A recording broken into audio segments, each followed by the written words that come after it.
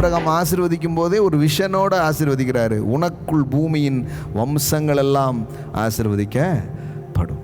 இன்னைக்கு நான் சொல்லட்டுமா, உங்களையும் கடவுள் ஆசீர்வதிக்கிறாரு. நான் சொல்லட்டுமா, இயேசு தான் வந்துட்டாரே, அப்போ அதோட நிறுத்திட வேண்டியதானே. இயேசு வர்ற வரைக்கும் ஆசீர்வாதம் அப்படியே தொடரணும்.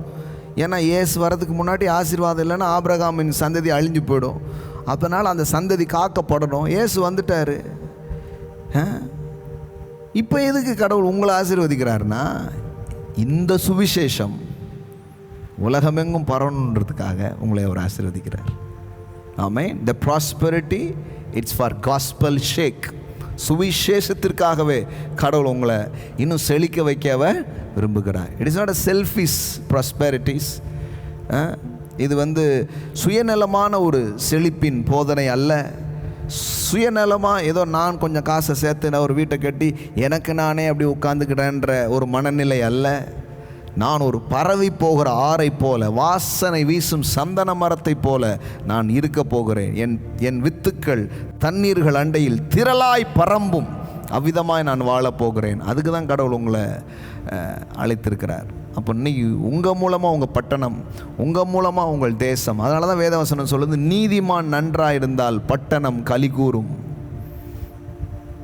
ஆமென். உங்கள் சிட்டி உங்கள் மூலமாக பிளஸ் பண்ணப்பட போகிறது. உங்கள் தேசம் உங்கள் மூலமாக பிளஸ் பண்ணப்பட போகிறது. உலகத்தை ஆசீர்வதிக்க கடவுள் உங்களை ஆசீர்வதிக்கிறார். ஆமென். உலகத்தை ஆசீர்வதிக்க தேவன் உங்களை அவர் ஆசீர்வதிக்கிறார். அப்போ நல்லா கவனிங்க, எல்லோரும் செல்வந்தர்களாக முடியுமா? எல்லோரும் செழிக்க முடியுமா? வேதவசனம் பாருங்கள், தேவனால் பிறப்பதெல்லாம் உலகத்தை ஜெயிக்கும். எல்லான்ற வேர்டை போட்டுக்கோங்க இன்னைக்கு.